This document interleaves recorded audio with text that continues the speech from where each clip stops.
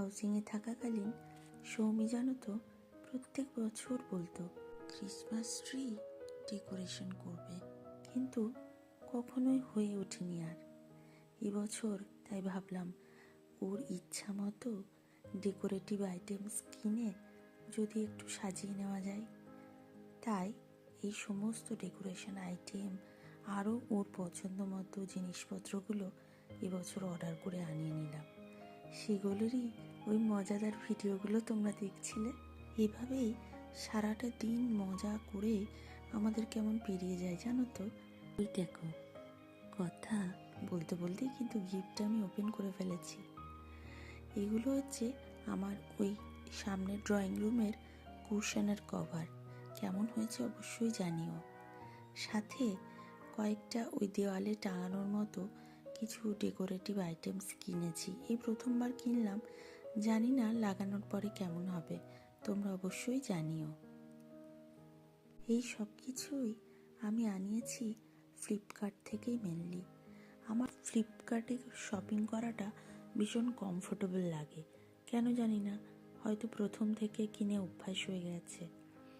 দেখো, ছোট্ট ছোট্ট এরকম পেন্সিল পাউচগুলো আনিয়েছি সৌমির জন্য। ও নিজেই পছন্দ করে কোনো এক সময় কার্টে রেখেছিল। এই কভারটা এনেছি এই সোফার উপরে আপাতত পাতার জন্য, ডাইনিংয়ের মিডিলে পাতার জন্য। এই ক্রিসমাস থিমের উপরে এই জিনিসটা আমার ভীষণ পছন্দ হয়েছিল, তাই অর্ডার না দিয়ে আর পারিনি। জিনিসটা কেমন হয়েছে তোমরা অবশ্যই জানিও। আম গাছের কাঠ থেকে বানানো এই গোল ট্রেটা আমার ফ্লিপকার্টে দেখা মাত্রই এত পছন্দ হয়ে গিয়েছিল যে সাথে সাথে কার্টে রেখে এই সময় মতো অর্ডার করে নিয়েছি।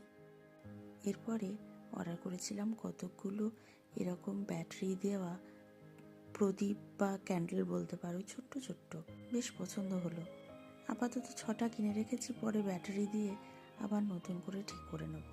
এই সোয়েটারটা অনলাইনে দেখে আমার ভীষণ পছন্দ হয়ে গেছিল সৌমির জন্য।